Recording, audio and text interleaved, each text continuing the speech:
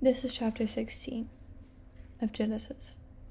Abram's wife Sarai had not borne him any children, but she had an Egyptian slave woman named Hagar. And so she said to Abram, "The Lord has kept me from having children. Why don't you sleep with my slave? Perhaps she can have a child for me."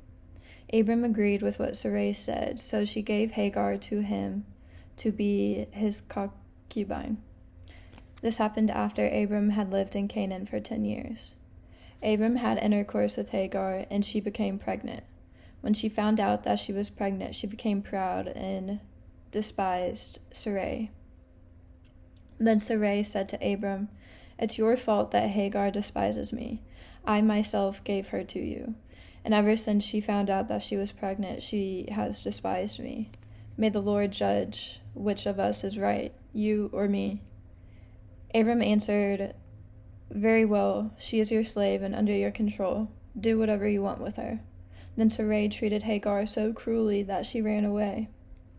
The angel of the Lord met Hagar at a spring in the desert on the road to Shur and said to Hagar, "Slave of Sarai, where have you come from and where are you going?" This was the angel of the Lord. She answered, "I am running away from my mistress." He said, "Go back to her and be her slave." And then he said, "I will give you so many descendants that no one will be able to count them. You are going to have a son, and you will name him Ishmael, because the Lord has heard your cry of distress, but your son will live like a wild donkey. He will be against everyone, and everyone will be against him.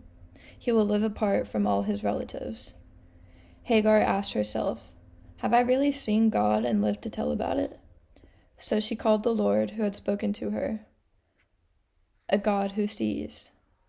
That is why people call the well between Kadesh and Bered the well of the living one who sees me. Hagar bore Adam a son, and he named him Ishmael. Abram was 86 years old at the time. That's chapter 16.